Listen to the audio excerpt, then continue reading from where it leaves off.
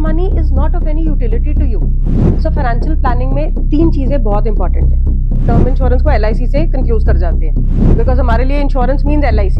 वो आपका इन्वेस्टमेंट नहीं है प्रोडक्ट को. ये सबसे बड़ा मिससोल्ड प्रोडक्ट है जहाँ एब्सोल्यूट नंबर दिखाए जाते हैं. तो हमें अपने सेंसेक्स ने इंडेक्स ने अराउंड 15% रिटर्न दी है फॉर द लास्ट 30 ईयर्स. आप 72 को डिवाइड करो कि कितनी रिटर्न मिल रही है, आपको पता चल जाएगा कि कितने साल में आपके पैसे डबल होंगे. एक तो सबसे पहले आपको बजटिंग करनी चाहिए. मैन के साथ ऐसा नहीं होता, they very impulsive. Namaste Bharat. I Anu welcome you all to first ever woman entrepreneur based only podcast Anu Talks. And today we are diving deep into a topic that affects us all, finances. लेकिन आज हम specifically उन financial challenges के बारे में बात करेंगे जो अक्सर हम वुमेन फेस करती हैं, चाहे जेंडर पे गैप हो या रिस्पॉन्सिबिलिटीज का ओवरलैपिंग. हम महिलाओं के लिए फाइनेंशियल जर्नी थोड़ी अलग और कॉम्प्लेक्स होती है. आपको जान के हैरानी होगी कि रिसर्च के मुताबिक लगभग 1/3 काम करने वाली वुमेन के पास कोई रिटायरमेंट अकाउंट नहीं होता. और इसका रीजन सिर्फ पैसा नहीं बल्कि फाइनेंशियल लिटरेसी की कमी भी होती है. One more research says that women अक्सर अपने मेल काउंटरपार्ट से ज्यादा जीती है, और जिसका मतलब यह है कि उन्हें डेथ या डिवोर्स के बाद ज्यादा फाइनेंशियल इंस्टेबिलिटी फेस करनी पड़ती है. And let's not forget the invisible glass ceiling where women in executive roles still face barriers to achieve equitable pay and promotions. And that's why मेरे साथ आज है कृति, जो वुमेन टॉक मनी की founder हैं, और उनका मिशन है वुमेन को फाइनेंशियली एम्पावर करना. तो बिना किसी डिले के चलिए कृति का स्वागत करते हैं. Kriti, thank you so much for being here on this show. Thank you, Anu. Thank you for giving me a platform like this to share my views on this important topic. So, शुरू करने से पहले let me tell you something about myself. So, I'm Kriti Suri and I am a CA by profession. So, शुरू से ही मैंने जब से job करनी स्टार्ट किया, I started my professional journey with banks. So, finance, because I come from a family of finance professionals, my father is a CA, my husband is an investment banker. So, finance मेरी वो कहते हैं ना रगों में, हाँ, खून में दौड़ रहा था. So I have never shied away from talking about financial matters because मैंने अपने पापा को बहुत देखा इन्वेस्टिंग करते हुए. So कहीं ना कहीं जब आप कोई चीज देखते हो ना घर में, वो आप इम्बाइब कर लेते हो. It becomes a part of your journey. So जब मैंने अपनी प्रोफेशनल जर्नी स्टार्ट करी and I started working with banks and all, तो वहां जाके मुझे रियलाइज हुआ I had lot of women working women colleagues. तो वो बाकी सब काम बहुत बढ़िया से मैनेज करती थी, बट जहाँ फाइनेंसेस की बात आती थी उनकी शक्ल पे एक क्वेश्चन मार्क आ जाता था. So which was very very disturbing because मुझे कहीं ना कहीं लगता था कि यार इतनी स्मार्ट है, नॉलेजेबल है, फिर फाइनेंसिस में आके क्यों अटक जाते हैं लोग, राइट? सो ये चीज मुझे शुरू से ही बहुत हॉन्ट करती थी. खैर as every other women would have it because शुरू में ऑब्लिगेशंस कमिटमेंट्स होती है. So I continued with my work. So एक टाइम पर मुझे लगा कि now I should do something about my passion. जो मेरे दिमाग में ये कीड़ा अटक गया था, I wanted to do something in this field. So that's when 2019 में I started thinking about this. और मैंने एक इनर्शियल रिसर्च करी जिसमें मुझे ये समझ आया दैट जो मैं कॉल लेने जा रही हूँ it's a tough call because finance is absolutely a mail oriented space, male dominated space है. इसमें लोग विमेन देखते हैं, उनको लगता है ये क्या बताएगी हमें, you know, we know it much better. एक माइंडसेट था. So that mindset needed to be broken. तो मुझे लगा कि करना है तो यही करना है, मुश्किल है कोई बात नहीं, but I want to do something in this space. So that's how I started my journey in 2020. जब COVID start हुआ, I quit my job a year before, and then I started this journey. And you were in India that time? Yeah, so I was in India, very much in India that time. So I started my company. शुरू में hitches थे बहुत because वो time भी वैसा था, but वही ना, जब दिमाग में कुछ सोच लिया था तो मुझे करना था. पर कोविड के टाइम पे इन्वेस्टमेंट की एक जर्नी शुरू करना, बिकॉज उस टाइम पे फॉर्चुनेटली यू नो कहते हैं when luck is on your side everything works for you. So उस टाइम पे इफ यू रिमेंबर 2020 में मार्केट्स ने फिनोमिनल रिटर्न्स दी थी. आई मीन 2020 में मार्केट्स बहुत डाउन आ गई थी बिकॉज वहां पर सिनेरियो ऐसा हो गया था कि अब सब बंद हो जाएगा because businesses were shutting down and you know losses हो रहे थे. सो बट फॉर्चुनेटली उसके बाद वो ऐसा टर्न अराउंड हुआ कि मार्केट डबल हो गई थी in a span of an year. So that's the time you know we started getting investors also, queries and fortunately you know everything turned well. किस तरह से आपने मार्केट करना शुरू किया इस चीज का? सो इनिशियली तो as every other business is very tough to start, and उस टाइम पे आप कोई मार्केटिंग भी नहीं कर पा रहे थे because everything was shut down, तो it was word of mouth marketing. And I would say finance, otherwise also, it's not a retail product per se कि आप कहीं पे एडवर्टाइज करोगे और लोग आपके पास इमीडिएटली आ जाएंगे. You need a lot of trust factor when it comes to finances. So unless and until you know me, it is very difficult for a person to open up about your personal finances. So initially it was only word of mouth marketing that worked for me. मैं एक society में रहती थी, I had certain friends, so I started getting business through those friends. और फिर मैंने उन्हीं को रीच आउट किया कि आप आगे भी मेरा नाम फॉरवर्ड करो, एंड अगर काम अच्छा होता है ना तो बिजनेस अपने आप फ्लो करता है. So slowly, I started onboarding clients. Initially women को ये भी बताना कि फाइनेंशियल इन्वेस्टमेंट्स एंड अकाउंटिंग इनमें डिफरेंस क्या है, क्योंकि आप जब भी किसी को रीच आउट करते होंगे वो लोग बोलते होंगे कि हमारे पास सीए है और वो हमारे अकाउंट हैंडल कर रहा है. The first reaction, yeah, वो भी होता है. It is very difficult to move a client from an existing person to somebody else. पहले तो women के साथ में सबसे बड़ा challenge होता है कि वो handle ही नहीं करती है. So it is always their male counterparts who are handling, और वो एक woman से बात करने में interested. It's a very rare population जो वो interested होते थे. उनको लगता था चल रहा है यार, मैंने क्या करना है, मुझे पता है, मुझे कौन समझाएगा. That mindset is there. So पहले ये mindset बहुत मुश्किल था.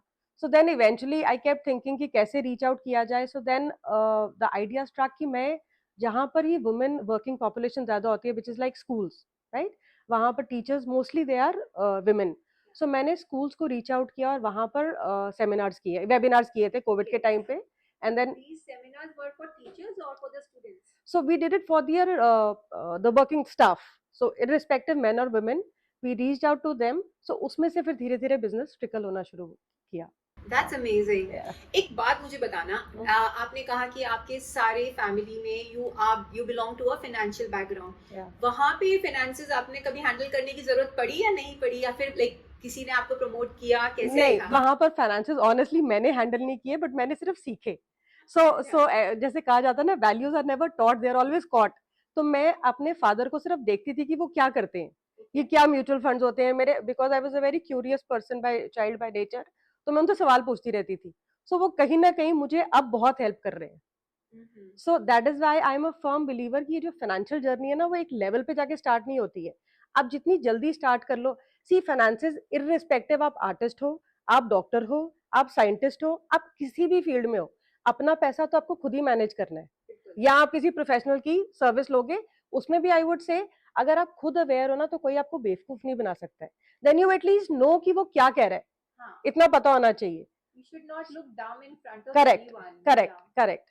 सो आई वुड से कि आपको समझना शुरू से ही कर देना चाहिए जो भी पढ़ाई कर रहे हो, and specially for the children out there who are now in their grade 12th, and they are going to be starting their career. उनके लिए to know about finance, learn about finance is very important, irrespective of the gender, whether you are a male or a female. This financial literacy should be introduced from high school only, according absolutely, to you. Absolutely. Yeah, in fact, it's a very, very big, I would say, lacuna in our financial system. Yes. That जो चीज सबने करनी है वो पढ़ाई नहीं जाती है. मतलब हम हिस्ट्री पे, पॉलिटिकल साइंस पे, I mean all subjects we are putting so much of focus कि हर बच्चे को आना चाहिए, हर बच्चे को हमारी हिस्ट्री पता होनी चाहिए, और जो चीज उसकी लाइफ को सेटल कर सकती है, उसकी लाइफ को कंफर्टेबल बना सकती है, वो चीज पढ़ाई नहीं जाती है. वो बेचारा अपने आप ट्रिक्स एंड एरर से सीख रहा है, किसी से पूछ रहा है, अच्छा तुम ये कर रहे हो, मैं भी कर लेते हो, नॉट रियलाइजिंग कि वो चीज तुम्हें सूट करती है कि नहीं करती. सो आज तक हमारे में क्या होता है कि अगर तुम्हारा कोई फ्रेंड सर्कल है, तुम बैठे हो ग्रुप में, तुम पूछते हो यार कौन से स्टॉक्स में पैसा लगाना चाहिए, अब उसकी जितनी समझ है वो उस हिसाब से आपको बता देगा जी ये स्टॉक अच्छा चल रहा है. हाँ. ठीक है, अब उसकी रिस्क एपिटाइट क्या है, आपकी रिस्क एपिटाइट क्या है, वो मैच नहीं कर रही है, बट आप उसकी बात सुन के पैसा लगा देते हो. And that is why if you see 93% of the people जो स्टॉक ट्रेडिंग करते हैं, दे आर इनटू लॉसेस. ये सेबी की रिपोर्ट आई है अभी. ये इसका मेजर रीजन ये है कि फाइनेंशियल लिटरेसी नहीं है हमारे यहाँ, and people want to make quick money. So patience है नहीं है, देखा देखी उसके इतने बन गए, अच्छा वो तो 4,000 रुपए दिन के निकाल रहा है, ट्रेडिंग करता है, स्टॉक ऑप्शंस में डील करता है. Now option trading is very risky. It is not meant for people who have a low risk appetite, but people are crazy about options trading. Same goes for crypto, because उनको easy money नजर आती है, लोगों को यही नहीं समझ आती है कि वो रेगुलेटेड मार्केट नहीं है.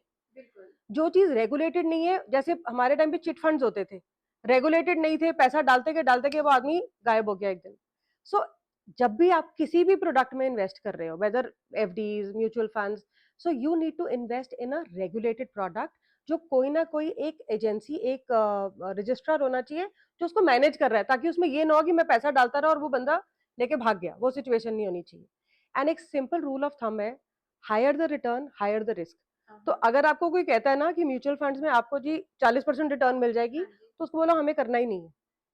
मैं 12% 15% रिटर्न में बहुत खुश हूँ। बिकॉज अगर वो ये चीज कह रहा है, पहले तो it is not possible, right. वो आपको कोई एक पीरियड की रिटर्न दिखा देंगे कि देखो ये पिछले साल में इतनी रिटर्न आई। आप सोच के चलते हो बिकॉज आप नोविस हो, आपको पता नहीं है द वे मार्केट ऑपरेट्स। आप सोचते हो 40% रिटर्न तो मुझे हर साल मिलेगी, आप बड़े खुश हो जाते हो, आपको लगता है मैंने तो भैया 30 मार्क हार्ड डिसीजन ले लिया, मेरी तो जिंदगी सेट है। But things don't work it like this, because markets कभी भी ऐसे नहीं चलती हैं। It is not like an FD की एफडी पे आपको 8% रिटर्न मिलनी है तो वो 8% मिलती रहेगी जब तक इन्वेस्टेड है। मार्केट्स तो ऊपर नीचे जा रही है। सो वो 40% जो एक बार गई है वो -20 भी जा सकती है। तो म्यूचुअल फंड्स में इन्वेस्ट करना सेफ होता है या फिर नहीं? So see mutual, so when we talk about stocks में क्या है, आप एक स्टॉक में अपना पूरा रिस्क ले रहे हो, right. Mutual funds is a pool of stocks. So एक म्यूचुअल फंड में नॉर्मली 20 to 30 स्टॉक्स होते हैं, maybe even more, this I am talking about a generic number. So 20 to 30 stocks जब इकट्ठे हो जाएंगे तो आपका जो रिस्क है वो बैलेंस आउट हो जाता है, right. So at any point of time अगर आपके 10 स्टॉक्स काम कर रहे हैं, 5 नहीं भी कर रहे, तो आपकी रिटर्न 20% नहीं जाएगी, वो 8 रह जाएगी, 9 रह जाएगी, राइट। एवरेज आउट हो जाती है। So for a new investor and probably I would से for every investor, mutual funds is a much better product. And the next best advantage about mutual funds is कि mutual funds को आप नहीं manage कर रहे हो, उसका एक फंड मैनेजर होता है who is an expert in the field. So that fund manager is managing those mutual funds. उसको पता होता है कि किस डेरिवेटिव में लगाना है, कहाँ पे लगाना है, कहाँ नहीं लगाना है। सो इसमें आपकी इंटरवेंशन नहीं है। So somebody who doesn't have the time या उसके पास एक्सपर्टीज नहीं है, राइट, तो उसके लिए mutual funds is the best product. Transparent है, आप ऑनलाइन ले सकते हो, you know at the click of a button you can redeem then, 3 दिन में पैसा आपके अकाउंट में आ जाता है।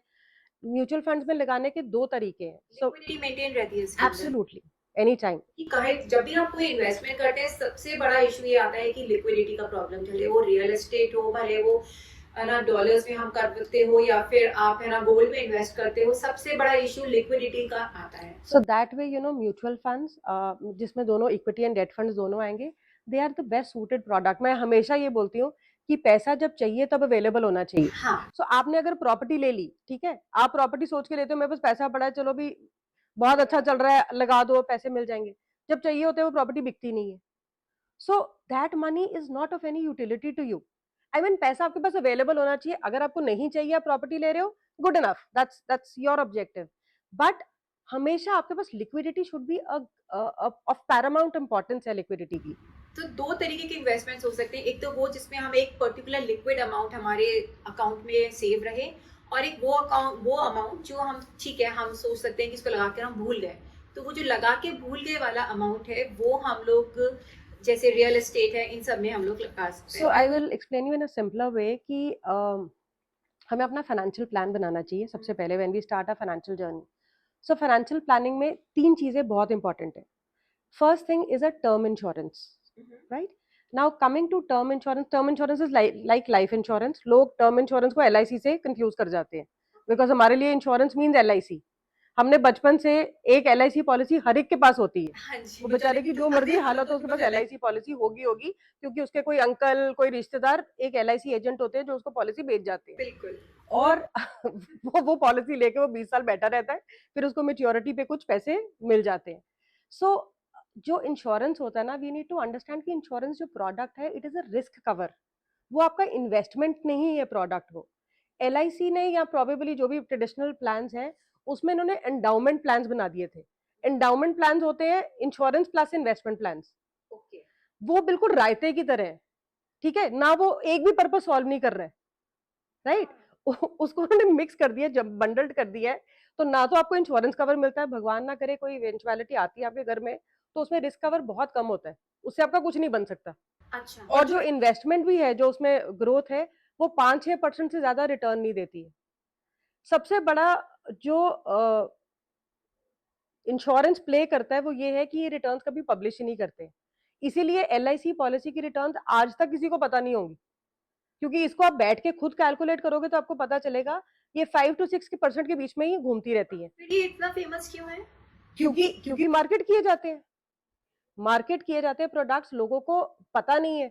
मैं बता रही हूँ ना, कोई बैठ के करता ही नहीं है, इसकी रिटर्न निकलती नहीं है। आपको बताया जाता है कि आप 1 लाख रुपए पहले 5 साल दो, फिर आप अगले 10 साल 50,000 रुपए दो, और आप अगर 30 साल की पॉलिसी है तो 16 से 30 साल तक आपको 1.5 लाख रुपए महीना मिलेगा, एब्सोल्यूट टर्म्स में बताया जाता है, राइट। अब आप क्या सोचते हो कि ठीक है यार, मैंने 1 लाख रुपए दिया, किस्तों में जा रहा है, इंस्टॉलमेंट्स में, पता भी नहीं चलेगा, और मुझे 1.5 लाख रुपए मिलना शुरू हो जाएगा 30 साल के बाद, जितनी भी मेरी जिंदगी है, 32 60 इयर्स व्हाटएवर। बट अगर वो पैसा आप खुद इन्वेस्ट करोगे म्यूचुअल फंड्स में, इवन एफडीज में, I am saying even FDs is a better product than traditional endowment plans, तो भी आप इससे ज्यादा पैसा बना लोगे, you will make double the amount जो ये आपको दे रहे हैं। बट प्रॉब्लम इसकी, कोई बैठ के कैलकुलेट करेगा ही नहीं, किसी के पास टाइम नहीं है, कौन बैठ के दिमाग लगाएगा कि मैंने कितना दिया, मुझे कितना मिल रहा है। उनको एक सिर्फ होलसम नंबर बताया जाता है। आप आज की डेट में 1.5 लाख रुपए पे बहुत खुश हो कि चल यार मेरा गुजारा चल जाएगा, बट आफ्टर 30 इयर्स 1.5 लाख की वैल्यू कितनी होगी, nobody is calculating. इन्फ्लेशन हो गया खत्म। So प्रोडक्ट्स पे हमेशा रिटर्न्स दिखाई जानी चाहिए, नॉट द एब्सोल्यूट नंबर। ये सबसे बड़ा मिससोल्ड प्रोडक्ट है जहां एब्सोल्यूट नंबर दिखाए जाते हैं। सो इंश्योरेंस जब भी आप लो ना, कभी इंडाउमेंट प्लान्स में नहीं जाना चाहिए। Okay. Always take a plain vanilla insurance अपनी रिस्क कवर के लिए, कि अगर आप ब्रेड विनर हैं फैमिली की, God forbid you want to protect your family, you take a plain vanilla insurance cover, किसी भी कंपनी से ले लो, any of the insurance companies, even LIC does provide insurance covers, vanilla term insurance plans, so वो ले लीजिए। and जो adequate cover होता है, that is basically 10 to 12 times of your annual income, जो आपके annual salary है, उसका 10 to 12 10 to 12 times, that's an adequate cover. So if you're earning 10 lakhs a year, so adequate cover for you will be around 1 CR, correct, इतना आपको लेना चाहिए। अगर आपके कोई ऑब्लिगेशंस है, आपने कोई होम लोन्स लिए हुए हैं, any other thing that you have taken, वो एक्स्ट्रा आना चाहिए, उसके लिए आपको प्रोवाइड फॉर करना चाहिए। सो that is the kind of insurance that you should be having. Apart from that, जो आपने इन्वेस्टमेंट करनी है 10,000 रुपए महीना, 5,000 रुपए महीना, वो आपको म्यूचुअल फंड्स में you can invest through a SIP route, जिसको सिस्टमैटिक इन्वेस्टमेंट प्लान कहते हैं। I mean to make it simpler, जैसे RD में हम इन्वेस्ट करते हैं, RD is a very common term, recurring deposit, उसमें हम इन्वेस्ट करते हैं, ऐसे ही आप म्यूचुअल फंड्स में SIP के थ्रू इन्वेस्ट कर सकते हो। तो SIP is better investment. Yes, 100% SIP mutual funds में। अब म्यूचुअल फंड्स भी 700-800 तरह के, I mean that will take a long time to be to give details about that, but उसमें क्या है, अगर आप कोई भी इंडेक्स फंड लेते हो, सो जनरली अगर हम बाय हिस्टोरिकल डेटा चले, तो हमें अपने सेंसेक्स ने, इंडेक्स ने अराउंड 15% रिटर्न दी है for the last 30 years, annualise return, तो आप 12% लेके चल लो, ठीक है। एंड एक बड़ा सिंपल रूल होता है, आप 72 को डिवाइड करो कि कितनी रिटर्न मिल रही है, आपको पता चल जाएगा कि कितने साल में आपके पैसे डबल होंगे। जैसे आपने FD अगर कराई है, कोई FD आपने कराई होगी, क्या रेट मिल रहा है आपको उस पर? 7.2%। So you take it 7%, right. Now 72 divided by 7 कितना आया? 10 इयर्स, राइट। तो 10 साल में आपके पैसे डबल हो जाएंगे, that is the rule. Mutual funds में अगर आप लेते हो, राइट, अगर आप 15% की रिटर्न ले रहे हो, 72 डिवाइडेड बाय 15 आपका 5 साल में, 5 साल में आपके पैसे डबल हो रहे हैं। So it's exactly half. FD करते हो तो 10 साल में हो रहे हैं, म्यूचुअल फंड्स में अगर SIP में लगाते हो तो आपके पैसे 5 साल में डबल होंगे। So mutual fund investment is a better investment as compared to FD. Yes, ideally, but again, it again depends on your risk appetite. अगर कोई सीनियर सिटीजन है, राइट, किसी को अपना रिटायरल मिला हुआ है, वो चाहता है कि मुझे क्वार्टरली मंथली अपना कुछ कैश फ्लोज मिलता रहे, तो उनके लिए I would say FD is a good safer bet, because mutual funds में अगर थोड़ी रिटर्न ज्यादा है तो रिस्क भी ज्यादा है। उसमें रिस्क क्या है, जबकि हमें पता है कि मिनिमम कुछ मिनिमम क्लेम तो होता ही होगा ना, कि मिनिमम आपको इतना तो मिलेगा। नहीं, म्यूचुअल फंड्स में मिनिमम कुछ नहीं होता है, it's all market linked returns. So markets अगर नीचे जाते हैं तो लॉस भी हो सकता है, तो आपकी रिस्क एपिटाइट होनी चाहिए, राइट। पर उसकी परसेंटेज कितनी रहती है? क्या जो डाउनवर्ड जाता है? सो परसेंटेज कुछ नहीं होती, बट बॉलपार्क आइडिया, जब 2020 में कोविड के टाइम पे मार्केट डाउन हुई थी तो -25% रिटर्न्स भी गई थी। It can be that bad, but उस वक्त अगर फिर आप क्या एडवाइस करोगे कि हमें स्टॉक को होल्ड करके रखना चाहिए? Correct, correct. सो अब अगेन यही होता है, अगर आपके पास पैसे हैं, आपका एपेटाइट है कि आप होल्ड कर सकते हो, आपको पैसे चाहिए नहीं, आप लगा रहे हो कि भैया मैंने तो 10-15 साल के हिसाब से अपनी एसआईपी लगाई है, देन तो it is a non event for you, कि कोई फर्क नहीं पड़ता नीचे गई है, क्योंकि एसआईपी में अगर मार्केट नीचे जा रही है तो परचेज भी तो सस्ती हो रही है ना, हर महीने परचेज कर रहे हो आप, ऊपर जा रही है तो परचेज महंगी हो रही है, नीचे जा रही है, सो एसआईपी में एवरेज आउट हो जाती है प्राइस, एसआईपी में इतनी प्रॉब्लम नहीं होती जब मार्केट नीचे जाए, बट जब आप एकदम पैसा लगाते हो which is called a lump sum investment, उसमें हिट ज्यादा होता है। So SIP is a preferred mode of investing. आप इस चीज को लिटरेसी आप करते कैसे हैं? Like how do you make people aware of all these information? So for example, somebody comes to me कि भाई मुझे कुछ नहीं पता and I want to do some kind of savings with me and I'm a salaried employee, तो मुझे इतनी salary आती है। So कुछ रूल्स होते हैं, rules of thumb. So I would से एक तो सबसे पहले आपको बजटिंग करनी चाहिए, बजटिंग आपको हैबिट बना लेनी चाहिए बजटिंग करने की, और बजटिंग आप कैसे करते हो, अपने एक्सपेंसेस लिख के। So for example if your salary is 100 rupees, right, so 100 rupees आपकी आती है, आप सबसे पहले क्या करो, एक तो 3 अकाउंट होने चाहिए आपके पास, एक आपका इनकम अकाउंट जिसमें आपकी सैलरी आ रही है वो आपके पास खुला होगा, एक आप अकाउंट खोल लो एक्सपेंसेस अकाउंट, जहां से आप एक्सपेंसेस आउटफ्लो हो रहा है, करेक्ट, और एक आपका होना चाहिए invest account. So basically you should have 3 accounts with you, it will make your process of saving easier. बहुत लोग कहते हैं हम पैसा जोड़ नहीं पाते हैं, पैसा आता है पैसा खर्च हो जाता है, पता नहीं चलता, बिल्कुल पता नहीं। सो उनके लिए स्ट्रैटेजी वर्क करती है। सो आपके जो भी इनकम्स हैं, राइट, आपकी इनकम फ्रॉम अदर सोर्सेज आती है, किसी का रेंटल इनकम आता है, किसी की सैलरी इनकम आई, तो एक अकाउंट में पैसे आ गए आपके, आपके पास 100 रुपए उस अकाउंट में आ गए। अब आप अपनी यूटिलिटीज लिस्ट डाउन करोगे, जिसमें आपका रेंट आ गया, इलेक्ट्रिसिटी आ गई, ग्रोसरी आ गई, जो आपके महीने का आपको पता है आपका फिक्स खर्चा है, वो आपने डाल दिया एक्सपेंसेस अकाउंट में, राइट, आपने उस अकाउंट में डाल दिया। आप थोड़े से और पैसे डाल दो उसमें, आप अगर आपका खर्चा 50 का है, आपने 20 और डाल दिए उसमें, या 30 और डाल दिए, तो आपके 80 चले गए एक्सपेंसेस अकाउंट में, आपके पास 20 बचा, वो आप डालो सेविंग अकाउंट में, राइट, वो आप सेविंग अकाउंट में डाल दो, और आप सेविंग अकाउंट से अपनी एसआईपी स्टार्ट कर दो। 10,000 की 2 एसआईपीज या 5,000 की 4 एसआईपीज, दैट प्रोबेबली जब it's a subjective thing, case to case basis पे डिपेंड करता है, तो वहां से आप अपनी एसआईपी हर महीने चालू कर दो। And what is the minimum investment? So minimum investment तो बहुत कम है, it is 500 rupees a month. अच्छा, सो अब तो मैंने सुना है कि कुछ चेंज आ रही है, they are even reducing to 100 rupees a month. So minimum investment में कोई नहीं है, मैंने अपनी ड्राइवर की एसआईपी स्टार्ट की हुई है, वो उसको मैं सैलरी काट के देती हूँ, मैं उसको बोलती हूँ 2,000 तो तेरा सेविंग अकाउंट में चला गया। So it's a very good way to develop the habit of savings. क्योंकि जो हाउस हेल्प्स होती हैं, अगर हम उनका ये सब शुरू कर देते हैं इन्वेस्टमेंट अकाउंट, तो काफी हेल्प हो जाती है, बहुत हेल्प हो जाती है। सो उनके लिए आई वुड से कि थोड़ा हम रीजनेबली कंजर्वेटिव फंड ढूंढते हैं, ताकि उनकी वॉलेटिलिटी बहुत ना रहे।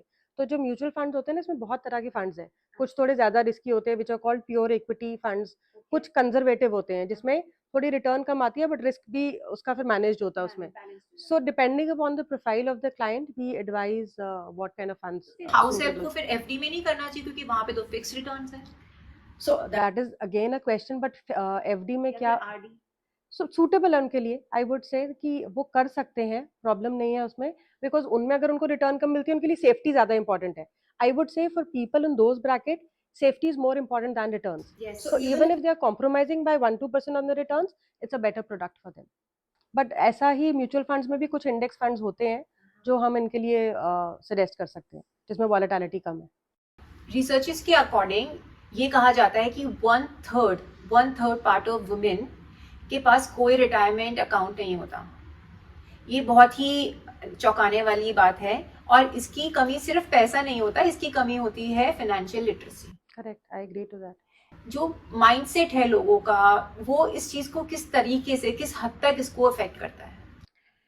See if you dig down deeper, जब हमारी परवरिश हो रही होती है ना, when there's a girl child in the family, हमारी परवरिश हो रही होती है, हमें ये बताया जाता है कि जो फाइनेंस है ना बहुत कॉम्प्लिकेटेड है, तुम इसमें अपना दिमाग मत लगाओ, हाँ, तुम अपना काम करो, हमें शुरू से बताया जाता है, और हम वो सुन सुन के बड़े होते हैं, और वो कहीं ना कहीं हमारे दिमाग में डीप रूटेड बैठ जाता है, और फाइनेंस को हम समझने की कोशिश भी नहीं करते इसी चक्कर में। तो दिस इज अ बिलीफ जो हमारे सिस्टम में ही है, it is coming from my grandmother to my mother to me, and probably it is being passed on। थोड़ा कम हो रहा है, बट वो कहीं ना कहीं जो आपके डीप रूटेड बिलीफ्स होते हैं ना, वो आप इंटेंशनली नहीं बट अनइंटेंशनली पास ऑन करते जाते हो। सो उसमें ये समझाया जाता है और हम उसी चीज में जीते रहते हैं, बिल्कुल। उसके बाद ये प्रॉब्लम आ जाती है, राइट। सो कहीं ना कहीं इस माइंडसेट को चेंज करने के लिए मैंने ये कंपनी खोली। मुझे लगा कि अगर see women by nature they are very good at budgeting, because हमारे जेंडर स्पेसिफिक रोल्स है। एक वुमेन को एक बजट दे दिया जाता है, बोला जाता है कि ये घर की कमाई है, इसमें तुम्हें घर चलाना है। ये तो बेस्ट वो मैनेजर्स इन करेक्ट, वो जैसे भी घर भी चलाती हैं, अपना बच्चों को अच्छे से रियर रियर करती है, they bring up their children, घर का पूरा ध्यान रखती है, एवरीथिंग, और उसमें से कुछ बचा भी लेती है। So they are naturally good at budgeting. And if you ask me honestly, between men and women, I always think women make better investors. क्यों? क्योंकि वो impulsive नहीं होती है। So वो एकदम decisions नहीं लेती है। So अगर उन्होंने कोई decision ले लिया, they will give time for it. अगर गलत भी हो गया तो भी थोड़ी देर बाद सोचेंगी। Men के साथ ऐसा नहीं होता, they are very impulsive. किसी से सुना, कहीं से सुना, बिकॉज बहुत सारी अनप्रोसेस्ड इन्फॉर्मेशन अवेलेबल होती है। वो बाहर जाते हैं, यहाँ से भी सुन रहे हैं, वहां से भी सुन रहे हैं, अपने हिसाब से प्रोसेस करते हैं और डिसीजन ले लेते हैं। विमेन के साथ ये नहीं होता है, एंड प्लस वो बहुत पेशेंट होती है। हाँ जी, right. So I would say कि विमेन जो है ये बेटर इन्वेस्टर्स रहती है, इनको ओन अप करना चाहिए अपनी फाइनेंसेस में। एंड बिलीव यू मी, अगर इन्होंने फोरफ्रंट पे आके करना शुरू कर दिया ना, they will add some amount to the economy of the country. Start कहाँ से करना चाहिए, like how to start?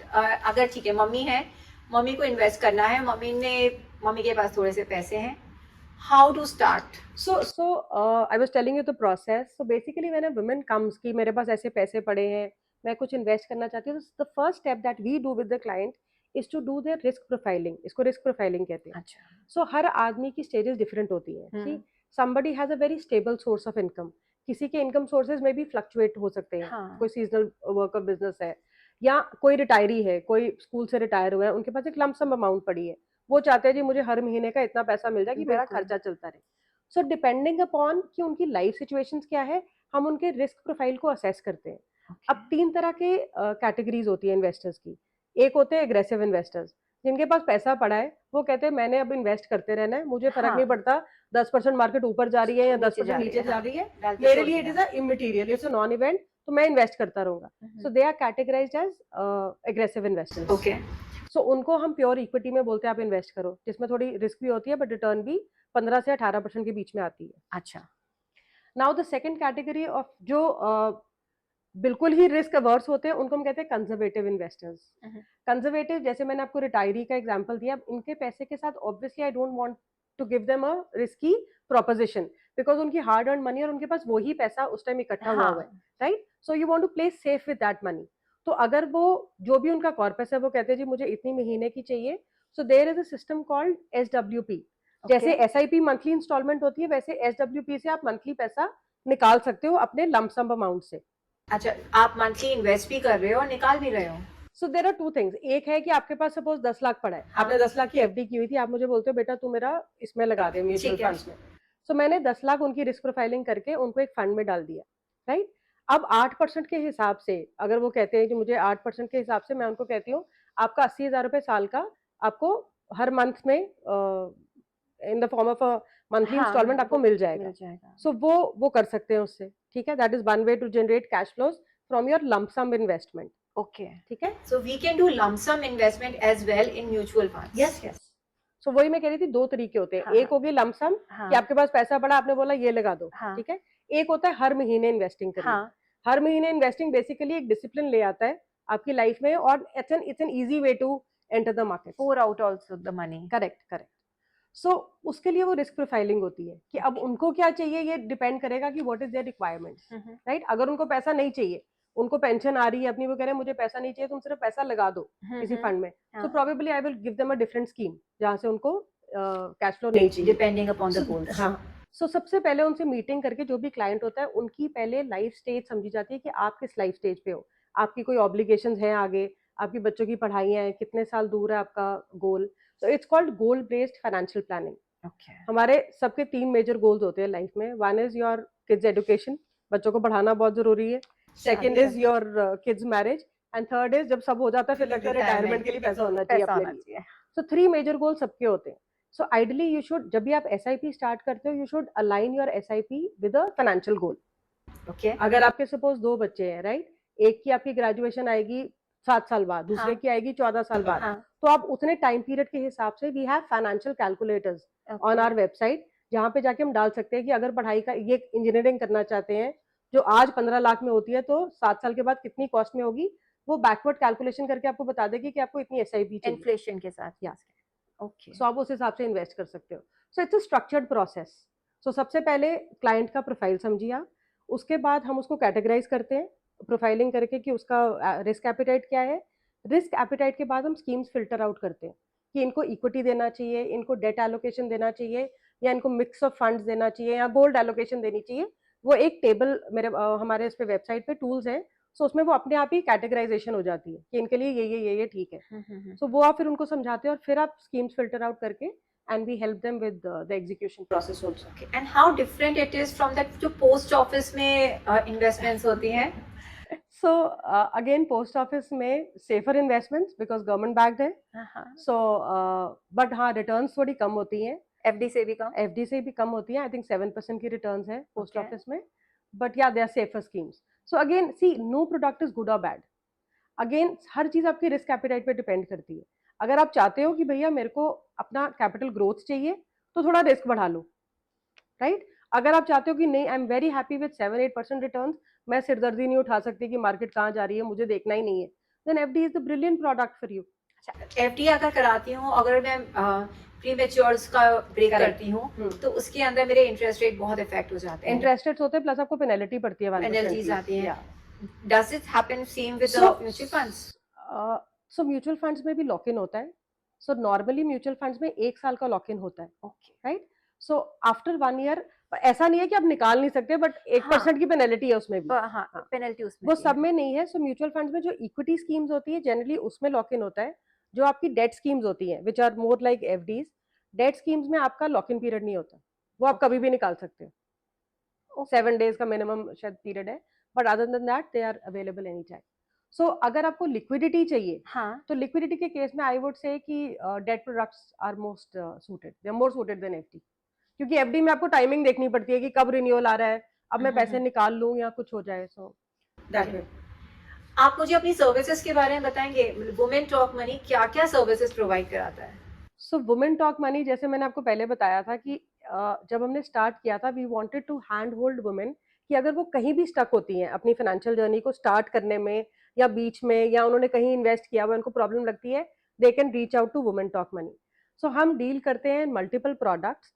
So we deal with mutual funds, we deal with fixed deposits, we deal with gold bonds, sovereign gold bonds. How this is different, like sovereign gold bonds, than other two investments we've been talking about? So sovereign gold bonds government की scheme है, it's a government backed scheme जो अभी कुछ सालों से ही start हुई है। Okay. So basically women and gold का तो पुराना नाता है। So कुछ भी होता है वो कहती है गोल्ड ले लो, इन्वेस्टमेंट करनी है तो गोल्ड ले लो। So sovereign gold bonds में क्या होता है, it's not a physical gold but they give you an allocation of gold, it's a paper gold, okay, right? वो आपको बोल देते हैं, फॉर एग्जांपल आपने 10,000 का गोल्ड लिया, तो जो भी वैल्यू होगी उसकी, उस हिसाब से आपको वो वैल्यू एक पेपर में मिल जाती है। अच्छा। आपके डीमैट अकाउंट में वो इतना यूनिट्स ट्रांसफर कर देते हैं। आपको फिजिकल गोल्ड नहीं देते हैं वो, और वो 8 साल तक आपको उसको होल्ड करना है। 8 इयर्स के बाद गोल्ड की जो भी वैल्यू होगी और आपके पास जितने यूनिट्स होंगे, वो उस वैल्यू पे रिडीम होके आपको ऑटोमेटिकली अमाउंट आपको अकाउंट में आ जाएगा। तो उसमें गोल्ड का कोई लेना देना नहीं है कि गोल्ड खरीदा फिर गोल्ड बेचने चले गए, और उसमें आपको 2.5% इंटरेस्ट भी मिलता है annually. So it is much better product than physical gold. अगर आप फिजिकल गोल्ड लेते, देखो अगर ज्वेलरी डालनी है then it's a different matter, but अगर आप गोल्ड में इन्वेस्टमेंट करना चाहते हो, गोल्ड बार्स ले रहे हो या वो कड़ा मोल्ड करा के रख लेते हो, सो उससे बेटर है कि आप सोवरेन गोल्ड बॉन्ड्स ले लो। मेरे ख्याल से ये नॉलेज मम्मियों के लिए तो बहुत ज्यादा इन्फॉर्मेटिव है, क्योंकि उनको ये दिमाग में रहता है कि हाँ गोल्ड आ गया, गोल्ड है, कुछ लंबे समय के लिए आ गया, गोल्ड आ गया। So I will tell you a funny example. So I have a daughter who's 21 years old. So my mother kept telling me कि तूने इसके लिए कुछ गोल्ड नहीं बनाया, तो गोल्ड लेके रख ले और कुछ गोल्ड देना है। तो मैंने कहा मैं नहीं लूंगी, मैं लोगों को समझाती हूँ कि फिजिकल गोल्ड मत लो, I can't be buying physical gold. So I told her about sovereign gold bonds, she understood a bit of it, थोड़ा उनको समझ आया, वो कहते जो तू बोल रही है ठीक ही होगा, तो तुम ले लो। So I have bought that, so I have kept that, और जब उसकी मैरिजेबल एज आएगी तब तक वो मैच्योर हो जाएगा, so I will take money out of that. I said आपको 2.5% इंटरेस्ट भी मिल गया, राइट? उसको कहीं रखने की भी टेंशन नहीं है कि फिजिकल गोल्ड पहले लेके आओगे, लॉकर में स्टोर करोगे, फिर हर महीने जाके देखते हो वो पड़ा है कि नहीं पड़ा. So all that stress is gone. आप ई गोल्ड रखो अपने पास. आपने गोल्ड में इन्वेस्टमेंट लेनी थी, उसकी वैल्यू बढ़ रही है, तो जो गोल्ड की वैल्यू होगी 2028 में, उसके हिसाब से पैसा मिल जाएगा. आपकी एलोकेशन भी होगी, आपकी वो भी बढ़ गया, उसका प्राइस भी बढ़ जाएगा over a period of 8 years. And best thing about gold, ये जो सोवरेन गोल्ड बॉन्ड्स हैं, इट्स टैक्स फ्री. तो 8 साल के बाद आप जो बेचते हो उस पर कोई टैक्स नहीं लगता आपको. अरे वाह. तो it's a great product if somebody wants to take gold allocation. Physical gold खरीदना तो I don't think it's a good decision, because अगर आप ज्वेलरी भी बनवाते हो उस पर 30%, 3% पहले जीएसटी देते हो, मेकिंग चार्जेस देते हो. सो अगर रिक्वायरमेंट नहीं है, this is a lump sum investment. या this is a lump sum investment. इसमें एसआईपी नहीं होती.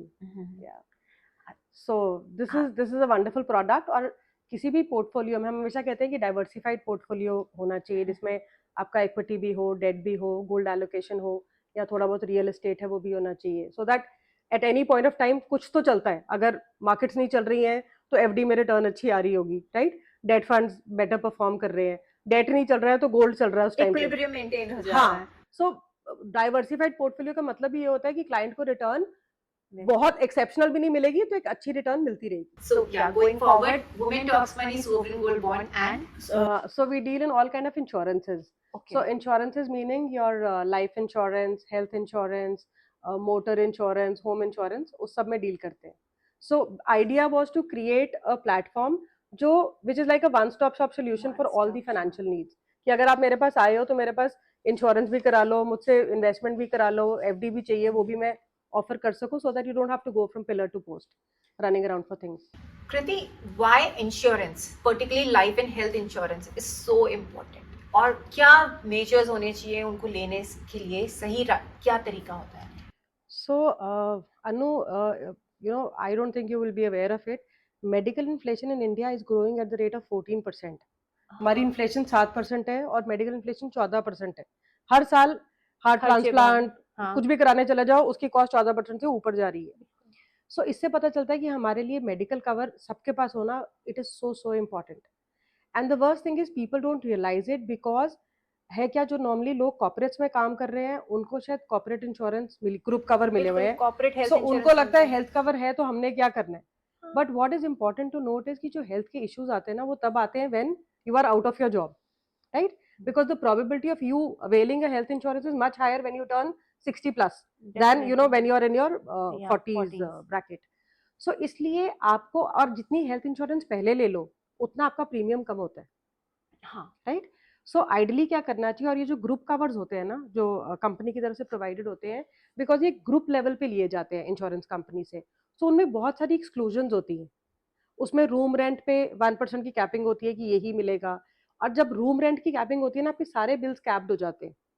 जितना आपका रूम रेंट है, अगर सपोज आपने 10,000 का रूम रेंट लिया है और आपकी पॉलिसी में 5,000 की कैपिंग है, तो आपकी हर चीज प्रोपोर्शनेटली रिड्यूस हो जाएगी. सो आपका बिल बहुत बढ़ जाता है, राइट. एंड उसमें बहुत सारी डिजीजेस कवर्ड नहीं होते हैं जो ग्रुप पॉलिसीज होती है. So it is very important to have your personal cover, और जो आपको जल्दी ले लेना चाहिए, specially when you are in your 30-35, because ये हर 5 साल के बाद प्रीमियम जो ब्रैकेट बदलता है, 30 से 35 साल के बाद, 35 से 40 के बाद, ये उस ब्रैकेट में आके प्रीमियम्स बढ़ा देते हैं, right. So I would advise कि अगर आपके पास ग्रुप कवर भी है, इट इज वेरी गुड. अगर God forbid you need to file a claim, तो पहले आप ग्रुप कवर यूज कर लो, राइट. उसके बाद अपना पर्सनल यूज करो. Okay. But you should have a personal policy of yours. What is a minimum amount, क्या होना चाहिए? So जो health policies होते हैं, in fact there's a good way, it's a good question that you have asked. So group covers में एक होती है base policy, right? Now base policy आपको minimum to minimum, if you have a family of even 4, minimum cover that you should have is a 5 lakhs base policy. Okay. Right? इसको sum assured बोलते हैं. अच्छा. So ideally 5 lakhs और 10 lakhs, depending कि आपका you know क्या structure है family का. और बेस पॉलिसी मिनिमम रख के एक आता है सुपर टॉप अप प्लान. तो उसका मतलब ये होता है कि अगर आपकी हॉस्पिटलाइजेशन होती है फैमिली में किसी की, तो पहले आपका बेस प्लान यूज होगा जो आपकी 5 लाख की लिमिट है बेस पॉलिसी की, और फिर super top up comes into the picture. तो सुपर टॉप अप पॉलिसी के प्रीमियम्स कम होते हैं. अच्छा, right. So what you should be taking is कि आपने 5 लाख का बेस कवर ले लिया और 50 लाख का सुपर टॉप अप ले लो.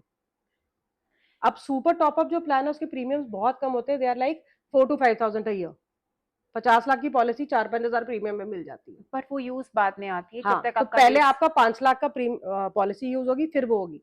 सो that is the best combination you should apply अपने प्रीमियम्स को कम करने के लिए, क्योंकि अगर आप बेस पॉलिसी 40-50 लाख की लेना चाहते हो, तो आपका premium, if you are in a 30 bracket of 30 years, तो आपका प्रीमियम होगा आई थिंक 35-40,000 के करीब, maybe even more, right. But अगर आप ये सुपर टॉपअप कॉम्बिनेशन लेते हो, 5 lakh base policy, 50 lakh super top up, your premium falls down to 18-20,000।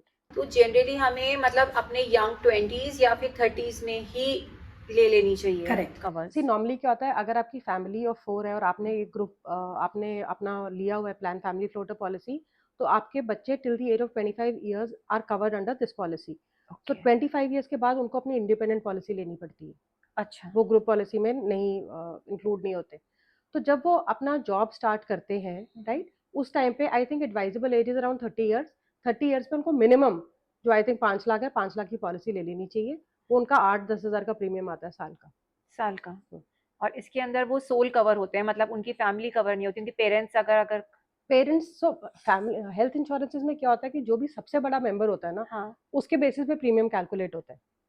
So normally हाँ, क्या करना चाहिए कि अगर आप अपने लिए ले रहे हो, अपनी फैमिली के लिए ले रहे हो, आप, आपका हस्बैंड, आपके बच्चे हैं, तो आप उनके लिए ले लो। सीनियर सिटीजन के लिए अलग पॉलिसी लेनी चाहिए। Ideally it's not a good idea to club your parents in your group policy, because premium बढ़ जाएंगे, जो भी ओल्डेस्ट मेंबर होगा उसके हिसाब से लगेगा। हाँ। सो दिस इज द कैच, जो Yes. ये जनरल मिस्टेक है जो हमें पता नहीं होती है, क्योंकि हम जब भी हम एक ही पॉलिसी लेते हैं, उस एक पॉलिसी में हम जनरली सभी को कवर कर लेते सो हैं। जो भी ओल्डेस्ट मेंबर होता है ना, उसके बेसिस पे प्रीमियम कैलकुलेट किया जाता है। सो अपने लिए अलग लो और उनके लिए, बिकॉज ओल्ड एज के लिए अगर उनकी पहली चल रही है, अगेन वही है कि अगर आपकी 40 साल से चल रही है, तो आपका प्रीमियम जब आप 70 के भी हो जाओगे तो रीजनेबल रहेगा। बट अगर आप 60 पे जाके आप बोलते हो जी मैं पॉलिसी ले लूं, तो प्रीमियम्स हाई पे मिलेगी वो, because it all works on the factor of probability. The probability of you making a claim is much higher when you are 60 and above. जितना यंग हो, प्रोबेबिलिटी कम है, तो प्रीमियम्स लेस है। बिल्कुल। और इस तरीके से मेरे ख्याल से हमारे यूथ को इन्वेस्टमेंट का बजटिंग, ये सब चीजें समझ में भी आने लग जाती हैं। So I would tell you 3 financial planning tips. Okay. So जैसे मैंने कहा इन्वेस्टिंग शुरू करनी चाहिए, तो सबसे बड़ा लिखूना तो ये है कि किसी को कुछ बताया नहीं जाता है, वो हाँ। ट्रायल एंड एरर मेथड से सब सीखते रहते हैं। So for the youth I would say कि सबसे पहले आप कवर्ड होने चाहिए टर्म इंश्योरेंस से। जब आप नौकरी आपकी लगती है, आपको एक इंश्योरेंस ले लेनी चाहिए, राइट, क्योंकि कल को आपकी फैमिली बननी है, आपकी फैमिली डिपेंडेंट होगी, तो जो भी उस टाइम पे आप बेसिक कवर ले सकते हो, and you can review the coverages, बिल्कुल। प्रोबेबली एवरी ईयर और मे बी आफ्टर 5 ईयर्स, वो आप कर सकते हो। That is one thing you must have. Second is health insurance. Health insurance 5 lakh का बेसिक प्लान ले लो, right. Apart from the corporate insurance, हाँ, अगर कॉर्पोरेट इंश्योरेंस भी है तो 5 लाख का प्लान ले लो। 8-9 हजार का प्रीमियम साल का, it comes to barely 800 a month, ठीक है। राइट। थर्ड इज जो इम्पोर्टेंट है कि जब आपकी जॉब लगती है, आपके पास कॉन्टिजेंसी प्लान होना चाहिए, विच is called an emergency fund plan. कि अगर आपकी जॉब जाती भी है, गॉड फॉरबिड कुछ भी होता है, कोई भी इमरजेंसी सिचुएशन आ जाती है, बिकॉज इमरजेंसी कभी खटखटाएंगी तो है नहीं कि मैं आ गई हूँ, आप तैयारी कर लीजिए। सो आपके पास एक बैकअप प्लान होना चाहिए। सो 6 months of your expenses should be there, which can be parked either in a liquid fund or an FD fixed deposit। जैसे आप कह रहे थे लिक्विडिटी बहुत इंपॉर्टेंट होती है, तो इमरजेंसी फंड कभी भी आप म्यूचुअल फंड्स की इक्विटी फंड्स में नहीं लगाओगे, इट इज नॉट एडवाइजेबल, क्योंकि उससे आप निकाल नहीं पाओगे, राइट। उसमें फ्लक्चुएशन है, उसमें वॉलेटिलिटी है। तो आप एफडी में लगाओ, आप कोई भी सेफर प्रोडक्ट जो आपको लगता है आप उसमें लगा लीजिए, बट सबके पास एक इमरजेंसी फंड होना चाहिए। तो पहले जो आपकी सैलरी आती है, आप 6 महीने के अपने एक्सपेंसेस कवर करो, उसके बाद आप अपनी इन्वेस्टिंग जर्नी स्टार्ट करो, राइट। जो मैंने एसआईपी बताया, वो आप ये 3 चीजें करके फिर आप इन्वेस्टिंग स्टार्ट करो। And ideally 20% of your take home, जो आपकी सैलरी है, वो आपको कोशिश करनी चाहिए इन्वेस्ट करने की।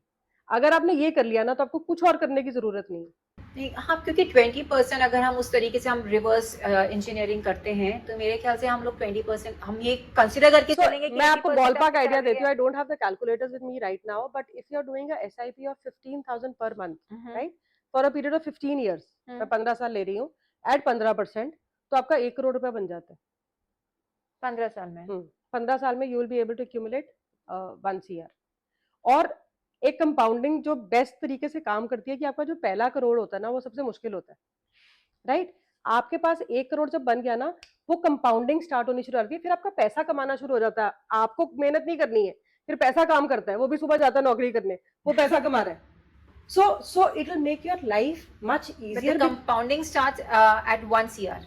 नहीं, कंपाउंडिंग तो जितना भी टाइम आप देते रहोगे, हाँ. बट कहने का मतलब कि पहले 5 साल तो आपको अपनी एसआईपी चलानी ही चाहिए.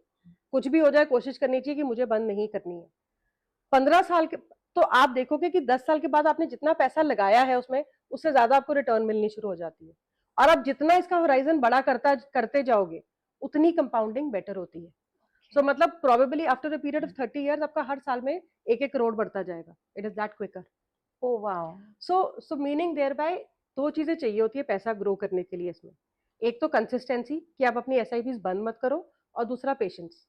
ये मार्केट न्यूज सुन के बंद कर दिया कि नहीं नहीं अब मार्केट गिरने वाली है, फेड ने रेट हाइक कर दिया है, तो अब सब बोलना शुरू हो जाते हैं मार्केट टूट जाएगी. जैसे आजकल चल रहा है कि मार्केट बहुत गिरने वाली है, गिरने वाली है. गिर जाएगी तो भैया आपकी परचेज भी तो सस्ती हो रही है ना. एसआईपी में तो it is a delight if market is falling. बिल्कुल. कि आप चीजें आपके लिए तो बिग बिलियन सेल चल रही है. हाँ, आप सस्ती ज्यादा चीजें, इन्वेस्टमेंट आप ज्यादा ले सकते हो. करेक्ट, आपको ज्यादा यूनिट मिल रहे हैं. एग्जैक्टली. सो कोई चीज महंगी मिल रही है, कोई सस्ती मिल रही है, तो आपको एवरेज आउट हो जाती है price. So only consistency and patience, these 2 things works in compounding. वो करते रहो और कुछ करने की जरूरत नहीं है. Cut the noise all around you. So that is my message to the youth irrespective of the gender, and specially females के लिए. I think you are wanting to ask this question. Females के लिए एक strategy क्या होती है कि मेरे को लगता है कि जो ये उनका माइंडसेट है वो चेंज होना है, और उनको थोड़ी एक्टिव पार्टिसिपेशन होनी चाहिए घर में. कि अपने हस्बैंड से you should go on a money date. Coffee पे भी जाते हो ना पीने के लिए, so plan a money date with your spouse. उसमें आप चेक करो कि आपकी इंश्योरेंसेस कहाँ है. एक एक्सेल शीट बनाइए जिसमें सारा डेटा होना चाहिए. बिकॉज कहीं ना कहीं, आई mean it happened with a friend of mine, very close friend of mine, that the husband died because of brain hemorrhage. It was a sudden death. Now this lady, she had absolutely no clue कि कितने bank accounts हैं उसके, कहाँ salary आती है, कौन सा loan चल रहा है, कुछ नहीं पता था. अब फॉर्चुनेटली इसके केस में क्या हुआ कि हस्बैंड ने एक कंपाइल्ड शीट बनाई हुई थी जिसमें उसने सब चीजें लिखी हुई थी, और उसने इतना बताया हुआ था उसको कभी कि मेरे लैपटॉप में यहाँ पे ये सेव्ड है.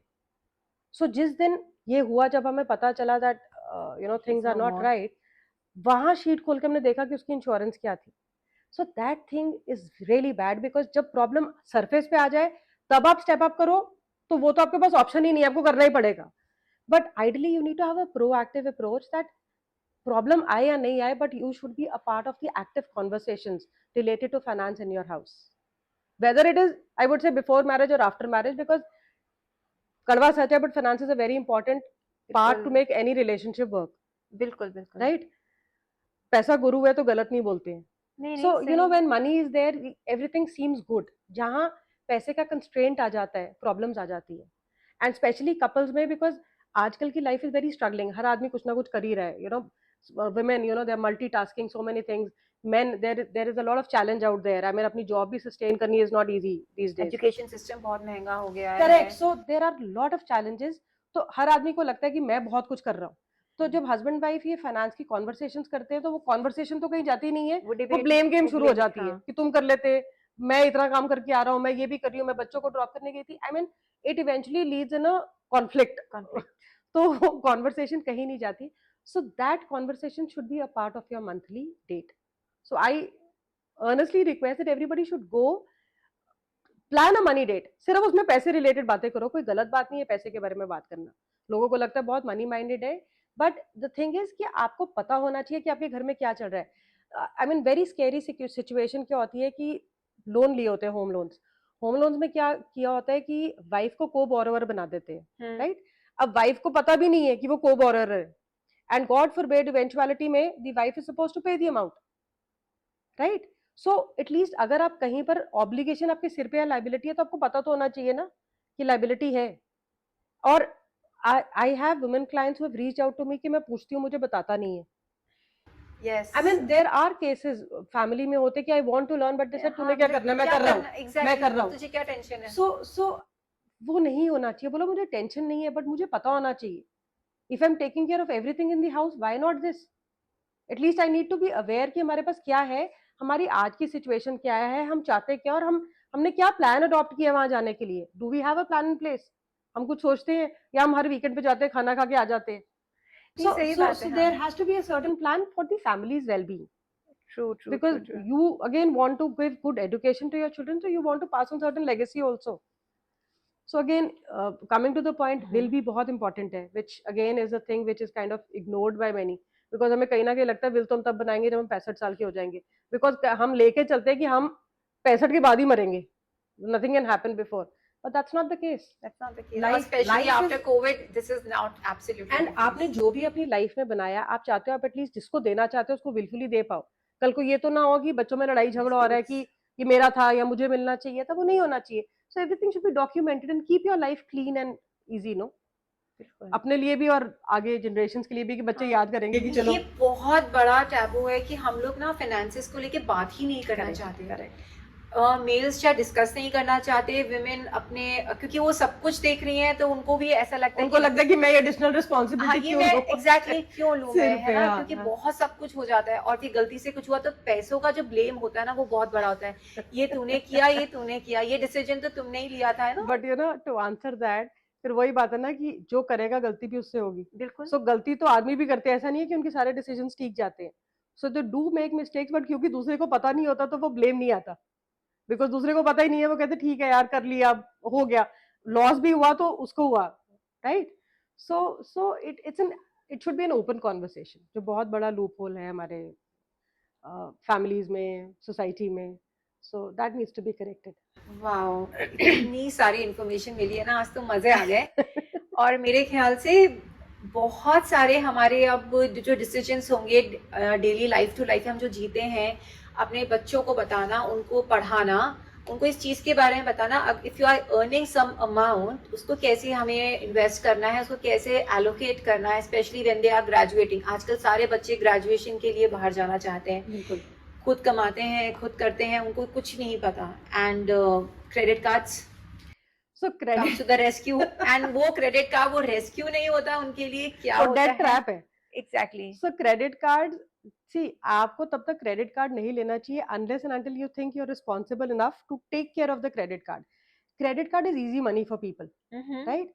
एक कार्ड नजर आ जाता है, जो चाहिए, हाँ, बीपीएन, बाय नाउ पे लेटर, आपने ले लिया, आपका मन किया. आईफोन 16 आजकल नया फैड आया हुआ है, जिसको देखो लाइनें लगी हुई हैं कि आईफोन 16 ले लूं मैं.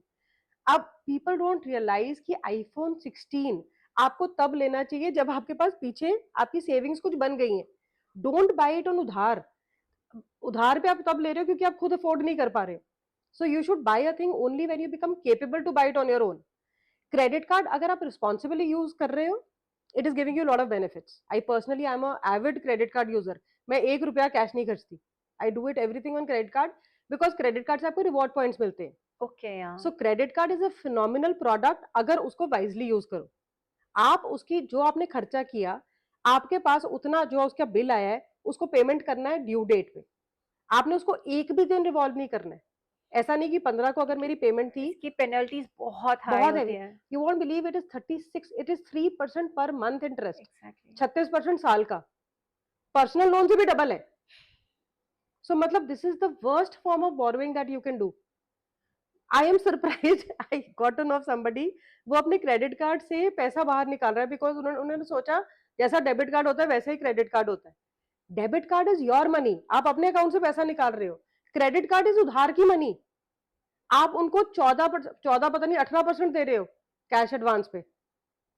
मतलब अवेयरनेस ही नहीं है, लोगों को पता ही नहीं है. उनके लिए वो कहते दोनों कार्ड है, मैंने सोचा उससे भी निकल जाते, इससे भी पैसे निकल जाते. सो it is, so credit card is a killer अगर आप उसको रिवॉल्व कर रहे हो तो आप, वो कहते हैं ना, भंवर है उसमें घुसते जा रहे हो. आप कभी पेमेंट कर ही नहीं पाओगे अपने कार्ड की. तो अगर अफोर्ड कर सकते हो, 1.5 लाख रुपया दे सकते हो on the payment due date, then go and buy a iPhone 16. Otherwise defer your plans. उतना ही पैसा एसआईपी में लगाओ, 5 साल बाद उतना पैसा ही आ जाएगा कि अपने आप ले लोगे, कैश डाउन लोगे.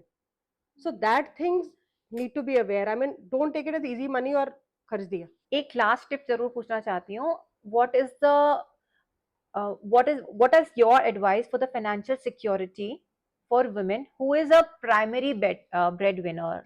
So that's again a very important question. आजकल बहुत सारे cases हो रहे हैं where they are single working mothers, हाँ, and because divorce हो जाते हैं and Yeah. then like husband की अगर डेथ हो गई है तो उसके बाद ना एक बहुत बड़ा क्वेश्चन मार्क आ जाता है। सो उसी के लिए अनु मैंने बताया था सबसे पहले, अगर आप ब्रेड विनर हो ना फैमिली के लिए, सबसे पहले अपनी फैमिली को सिक्योर करो by taking a life insurance. Life insurance life insurance first is a life insurance, because God forbid if something happens to you, so your children should not suffer because of that. I mean, so term insurance is a must. Life insurance if you're the breadwinner of the family, and वही उसका thumb rule है कि 10 to 12 times of your annual income should be your cover. Done. That should be there. और plane vanilla term insurance लेना चाहिए, right, जिसके साथ कोई इन्वेस्टमेंट, कोई एंडाउमेंट, कुछ नहीं है. ठीक है। वो सबसे पहले that is the financial security that you need to have. उसको ये मत सोचो कि मेरा जो 10,000 का प्रीमियम है साल का वो वेस्ट जा रहा है, ये है. It is a risk cover, right. हम गाड़ी की भी इंश्योरेंस लेते हैं, हम ये नहीं कहते कि एक्सीडेंट हो जाए क्योंकि हमने इंश्योरेंस ले ली है, राइट. तो तुम उसको सिर्फ रिस्क कवर कर रहे हो कि कुछ हो गया तो मेरे पास कवर है इसका. Same goes for your life insurance, right. First is that. Second is your health cover. Health cover again because medical cost बहुत स्पाइरल कर रही हैं, और भगवान ना करे कोई बीमारी आ जाए तो घर के पूरे सेविंग्स वाइप ऑफ हो जाती हैं, right. So you need to have an adequate health insurance. तो आप 5 लाख की बेस पॉलिसी लेके you can take a super top up plan of 50 lakh. वो आपको 13-14 हजार का पड़ना चाहिए, consolidated. And third is your contingency fund. वो आपके पास 6 मंथ्स का बैकअप होना चाहिए मिनिमम. अगर आपका बिजनेस में भी पैसा लगता है, आप because you are an entrepreneur yourself, so business में पैसा लगता है तो probably 12 months is an ideal fund to have. So वो रहना चाहिए. ये 3 चीजें आपने कवर कर ली और SIP करते रहो. That is my final piece of advice and I think that should suffice the purpose. इसके ऊपर जरूरत नहीं है कुछ. या I think that's a very very important advice, and ये बिल्कुल ले लेने वाली, एब्जॉर्ब करने वाली इंफॉर्मेशन है. आपकी स्ट्रगल्स और जानना चाहती हूँ. Like you know, you being an entrepreneur in a field जहाँ पे फाइनेंसेस की बात होती है, जहाँ पे वुमेन बहुत ज़्यादा एनलाइटन नहीं हो पाती हैं, वहाँ पे आपके स्ट्रगल्स क्या रहे हैं? वहाँ पे मेरी सबसे बड़ी स्ट्रगल ये रही है कि वुमेन को कन्विंस करना कि आप ये काम कर सकते हो. बिकॉज मेरे साथ क्या होता है, so when I meet somebody, right, या जैसे मैं आपके पॉडकास्ट पे आई हूँ, I am talking to you, so I am sure lot of women get convinced with my talks कि हाँ ये करना चाहिए, right. So immediate the reaction is that wow, you know, why we haven't done it, हमें करना चाहिए. But वो कहीं ना कहीं वो फिर हिच आ जाती है, वो आके ओपन अप होके मेरे तक पहुंचती नहीं है वो. और अगर वो पहुंच भी जाती है, वो उन्होंने मुझसे मिल लिया, मुझसे मीटिंग कर ली, दे आर एब्सोल्युटली कन्विंस्ड. इतनी तक बात होती है कि ठीक है कल हम मिलेंगे and we'll do the documentation, and suddenly गायब. बिकॉज वो घर जाके अपने हस्बैंड से बात करती है, वो कहते तू क्या कर रही है, किससे मिलाई थी, क्या हुआ. And because they are not the decision makers in the house. That is the biggest challenge that I have faced. मुझे लगता था कि यही चीजें अगर मैंने जेंडर बायस होकर सबके लिए ओपन की होती, my business would have crossed a different level. But because I focus, my niche is women, and since I told you I'm passionate about it, तो मेरे को लगता है कि मैंने इसी फील्ड में काम करना है, राइट. तो उसमें मेरी स्ट्रगल सबसे बड़ी यही रहती है, to convince women clients, to make them believe that you good enough, you can do it. वो नहीं हो पाता है. So that Thank you, Kriti. Thank you for so much of advice, guys. Please जिसको भी फाइनेंशियल एडवाइस चाहिए, investment करना है, कहाँ करना है, कैसे करना है, I think I have got the best person now. And आप इनके साथ रीच कर सकते हैं इनके इंस्टाग्राम अकाउंट्स पे. इनका नंबर आपको मैं कैप्शंस में लिख दूंगी. एंड कृति, आप कुछ बताना चाहेंगे अपने?